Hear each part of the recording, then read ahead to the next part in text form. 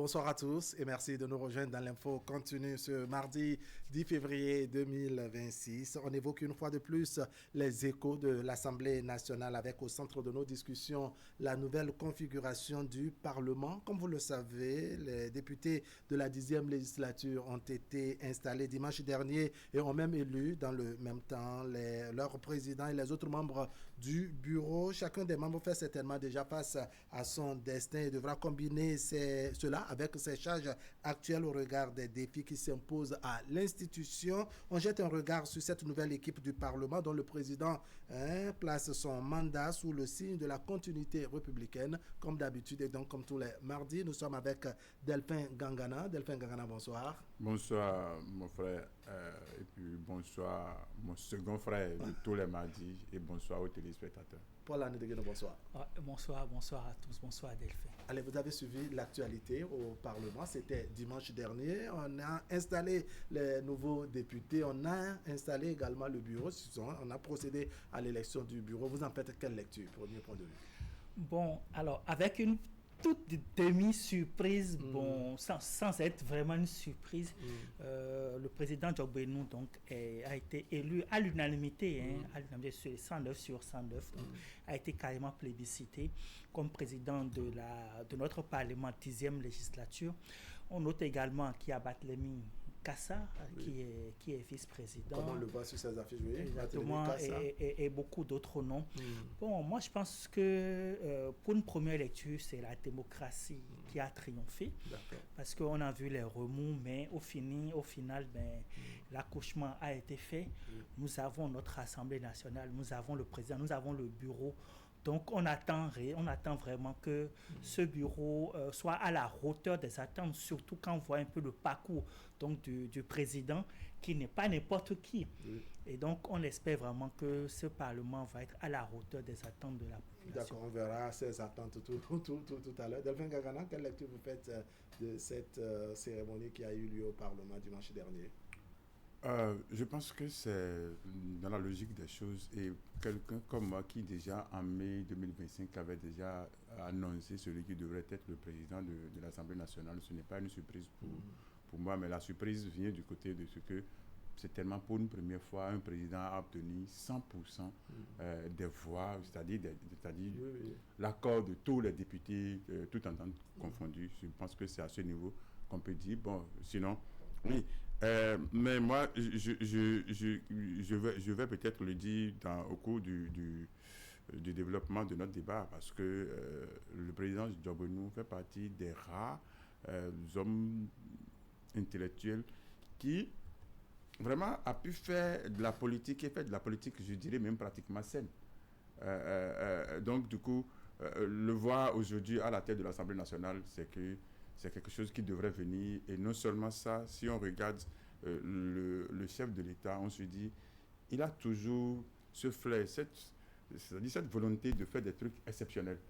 C'est pour une première fois au Bénin qu'on a vu des ministres, peut-être beaucoup plus, un ministre de l'économie qui est arrivé à passer 10 ans à la tête de ce poste ministériel. Sinon avant, c'était des trucs d'un an ou de quelques mois ou 2 ans. Mais quelqu'un est en train de faire 10 ans à la tête de ce ministère, pour ne pas citer les autres ministères.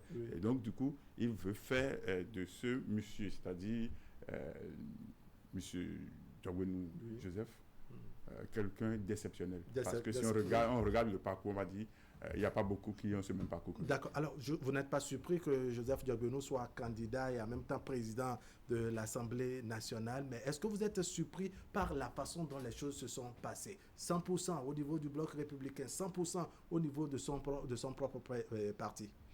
Non.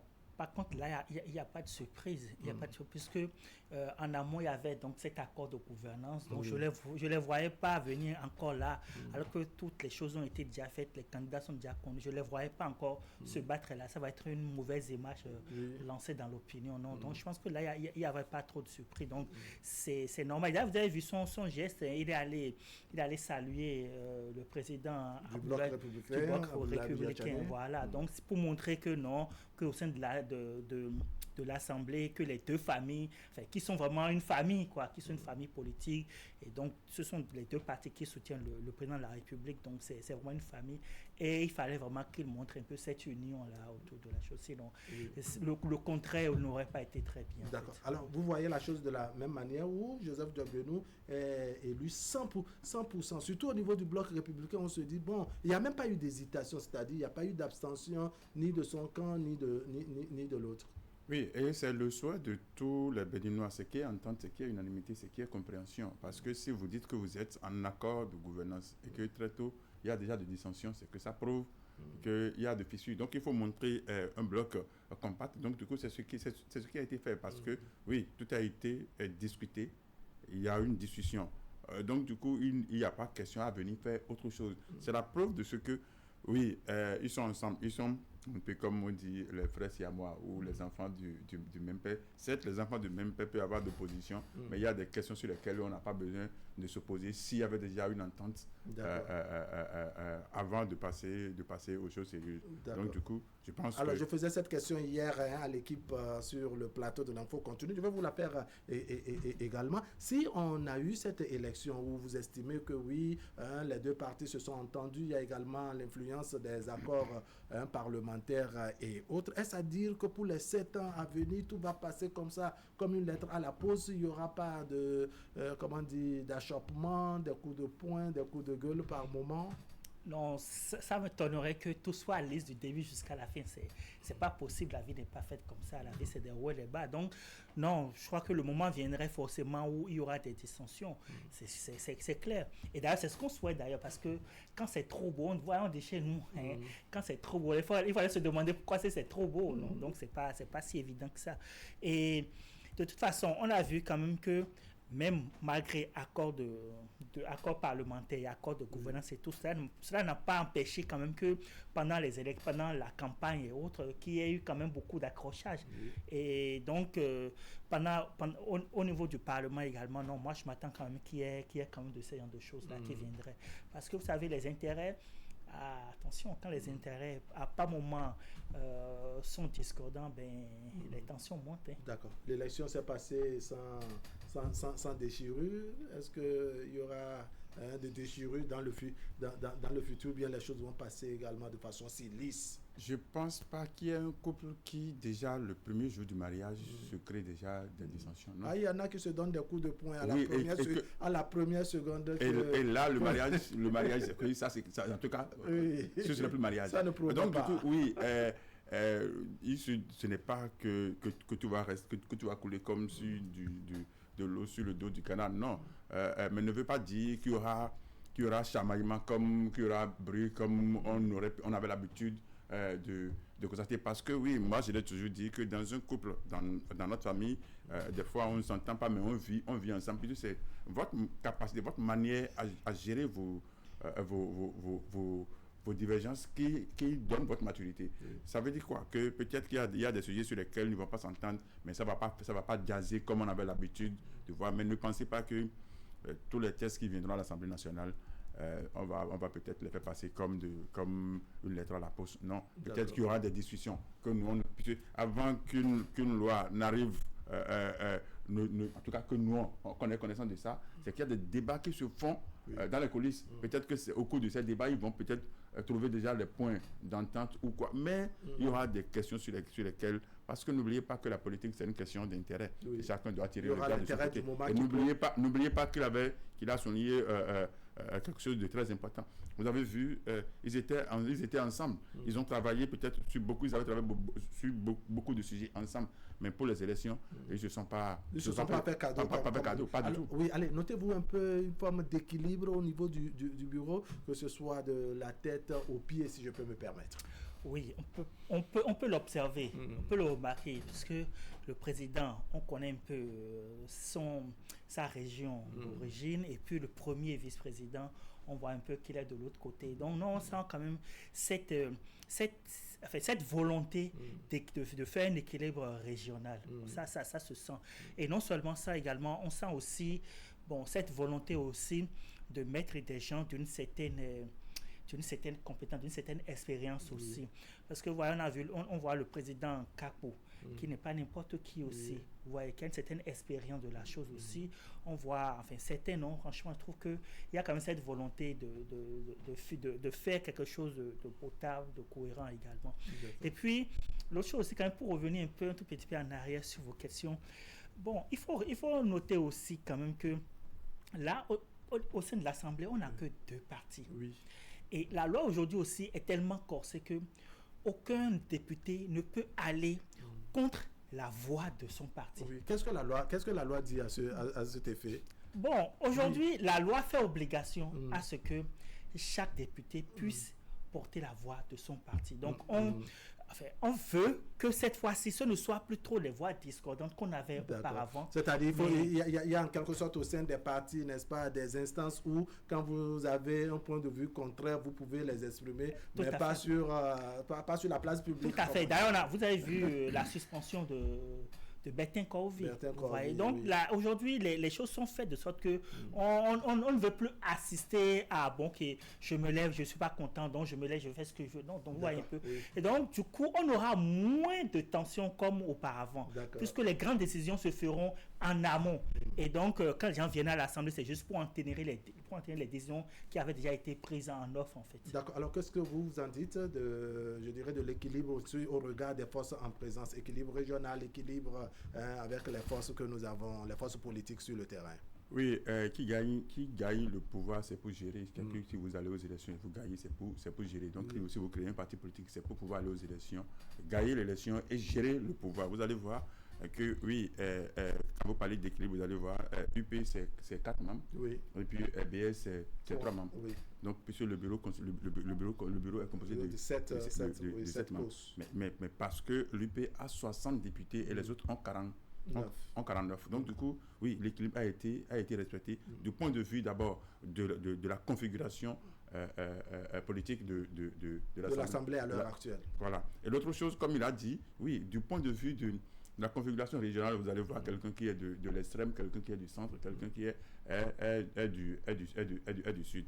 Oui, mais moi je dis que quelqu'un soit du nord ou du sud, non, nous sommes tous des Béninois. Donc même si on choisit rien que des gens du centre ou du sud ou du nord, c'est que ce sont c'est toujours des Béninois. Des Béninois. Mais la seule chose que moi je continue toujours de ne pas... Bon, je vais dire reprocher à l'UP. Parce que vous allez voir, le bureau passé, je pense que la seule femme qui était dans le bureau passé, en tout cas, je sais que BA avait choisi, BA choisit toujours, fait toujours la promotion des femmes. Mais l'UP a 4 représentants, mais pas une seule femme. Mais le BA qui a 3 représentants a toujours une femme. C'est quoi? Je ne vais pas dire que c'est bon.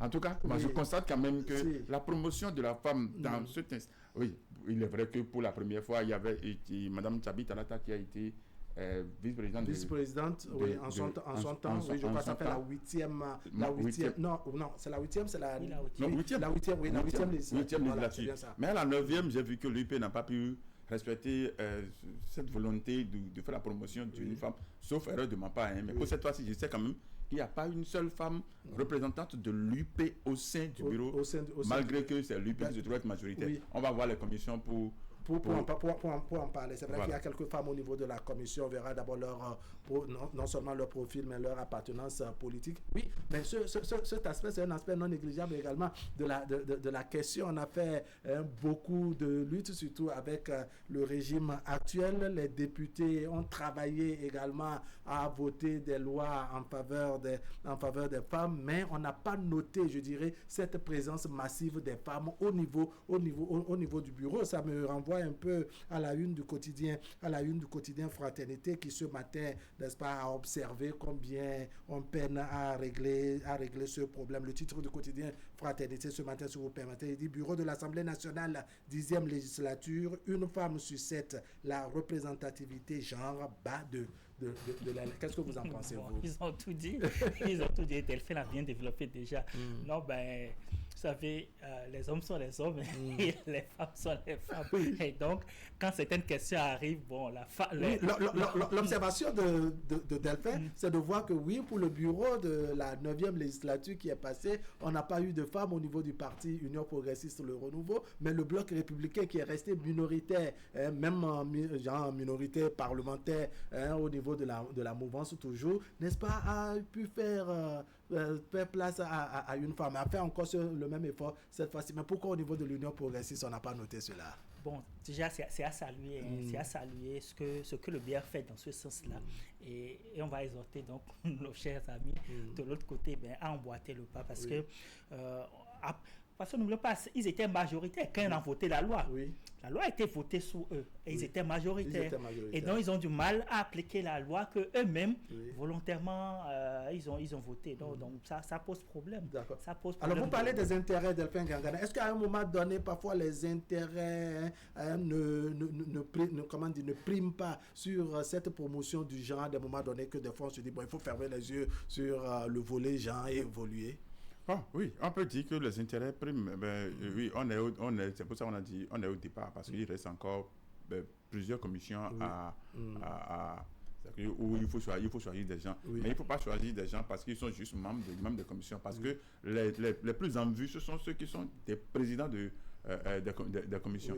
Donc, si on veut faire leur promotion, on le met juste dans une commission, ne veut pas dire que c'est une promotion. Parce que si on avait fait un constat de ce qu'il y a très peu de femmes qui se trouvent à l'Assemblée nationale et que des fois, on veut une représentation.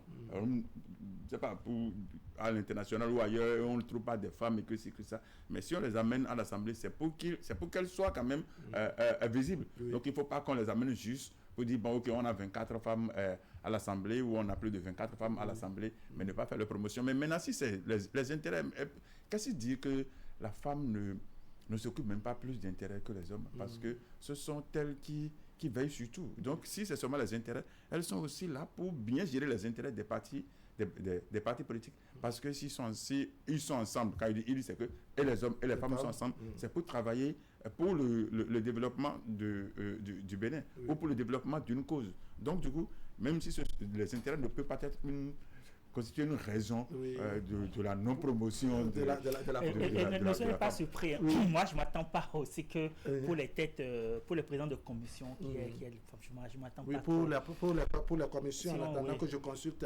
mes notes, je sais que je ne m'attends pas qu'il y ait beaucoup. Voilà, je sais que Mme Eleonore Yayi Ladekan, actuelle ministre élue députée, est présidente au niveau de la commission de l'emploi et autres. Et elle a également du parti Bloc républicain. Mais encore une fois, au niveau du parti Union progressiste, ça l'embine un peu. En tout cas, on reviendra avec les chiffres à l'appui pour faire le commentaire en conséquence. Je voudrais voir avec vous cette idée de reconduire un certain nombre de têtes toujours au niveau du bureau. Il y en a qui sont plusieurs fois revenus, pour ne pas dire revenus une seconde fois, si je me permets. Ils étaient là à la 9e législature, ils reviennent. Je parle un peu, par exemple, de Barthélemy Kassa, du professeur Marounion Kakpo. On a Labiou Amadou Djibril, qui est premier questeur, qui est revenu. Chantal Ayi également, qui revient. David Godonou, qui est là. Donc, les seules nouvelles têtes au sein de l'équipe, c'est aussi bien le président Joseph Djogbenou que le maire actuel de Parakou, qui se trouve être le second secrétaire parlementaire au niveau de l'Assemblée nationale. Je parle de Chabi, Inoussa Chabizime. Alors, ça vous fait quoi? Quel commentaire ça vous inspire?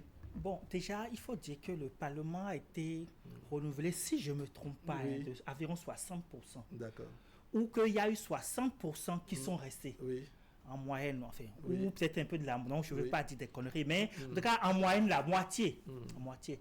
Donc, il n'y a pas eu un renouvellement complet ou total. Vous voyez. Et puis, quand vous voyez l'Assemblée nationale, le bureau, bon, on voit peut-être juste 2 personnes. Sur 7, on a 2 nouvelles têtes, donc le président et puis le deuxième secrétaire parlementaire. Donc 2 sur 7. bon, ça veut dire que c'est la continuité dans, dans le renouvellement, enfin, un demi-renouvellement, mais sinon, mais c'est une bonne chose quand même. C'est une bonne chose parce qu'au moins on est sûr que le président est entouré de gens qui ont l'expérience de la chose. Parce que il avait été déjà député, je crois, président de groupe parlementaire. Oui. Mais de commission. Commission des droits, voilà, et droits de l'homme. Mais c'est la première fois maintenant qu'il va être président donc, du Parlement. Et il est entouré quand même de beaucoup de personnes, des gens d'expérience et tout. Donc je pense que c'est une très bonne chose quand même de cette composition. D'accord, oui. Alors, qu'est-ce qui a habilité, je dirais, en faveur de cette reconduction massive des députés au niveau du bureau? Je pense que le chef de l'État l'avait dit à l'approche des élections. Il avait fait... je crois, une émission au cours de laquelle il avait expliqué un peu l'échange qu'il avait eu avec l'ancien président de la République, Boni Yayi.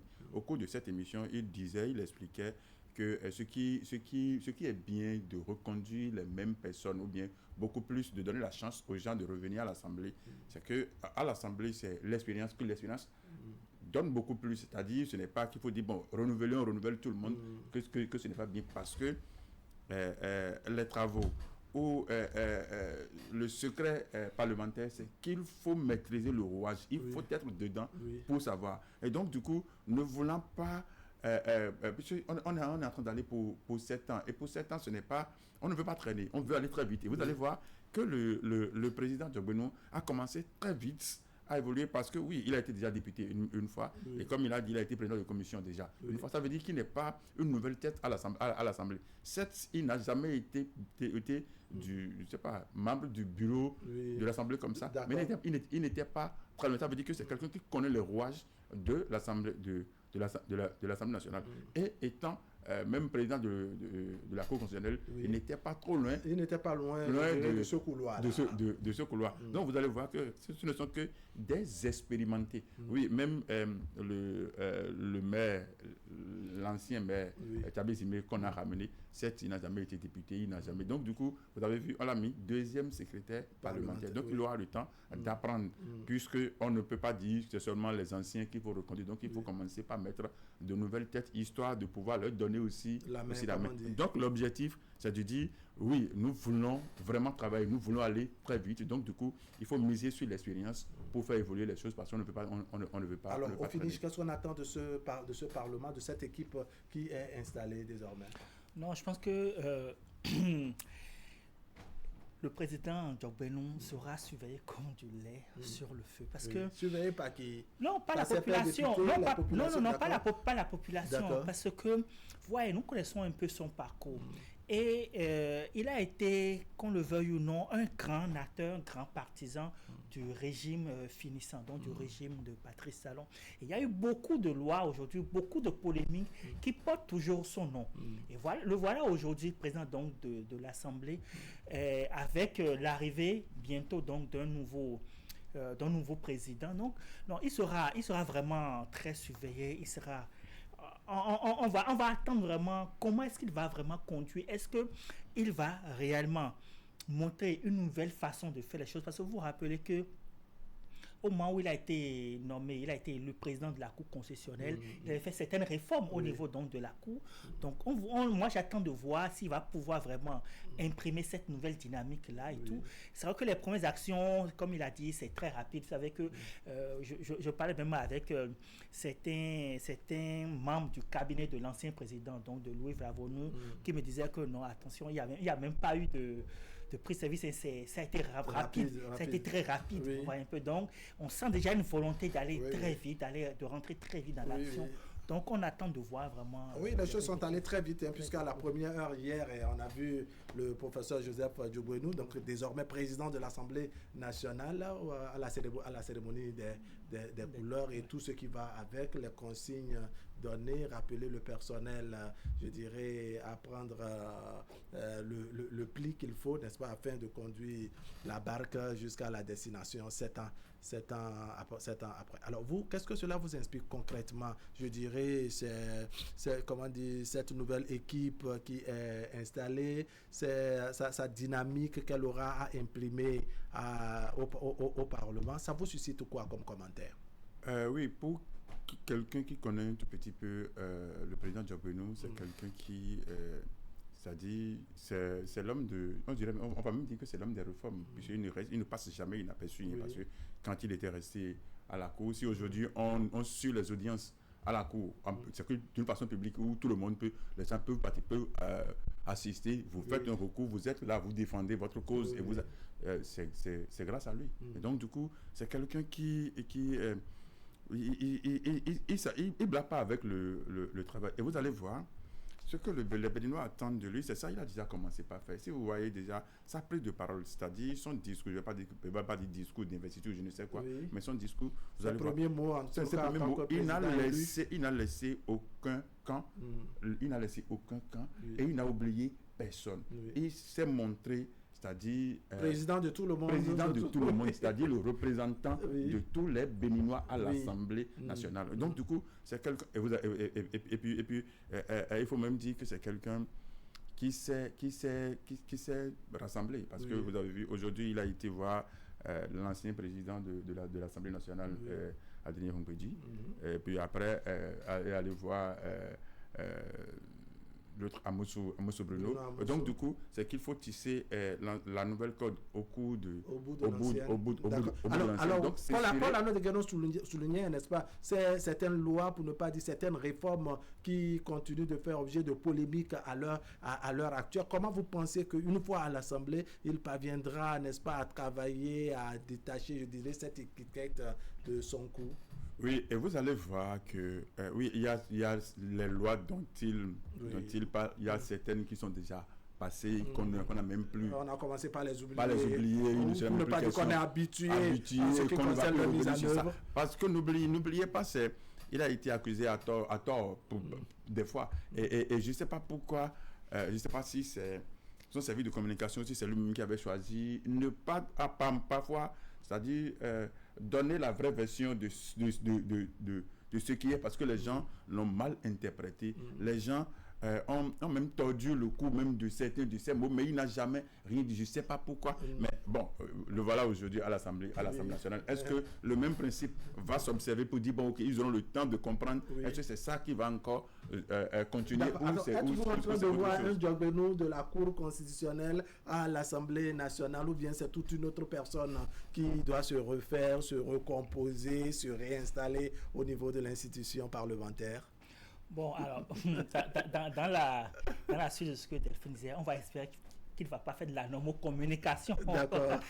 Non, mais bon, ce qui est sûr, la Cour constitutionnelle n'est pas l'Assemblée nationale. D'accord. Donc, ce serait une erreur de vouloir faire comme si on était à la Cour constitutionnelle. Ce serait une grave erreur. Et moi, quand on lit un peu le président Diogbenou, vous savez, c'est quelqu'un qui avait beaucoup d'ambition, qui rêvait d'être président de la République depuis plus de 10 ans. Il a toujours rêvé d'être président de la République. Mais chaque fois, on lui a dit, attends un peu. Donc, je ne sais pas s'il a déjà rangé ce rêve-là de côté, mais ça m'étonnerait beaucoup.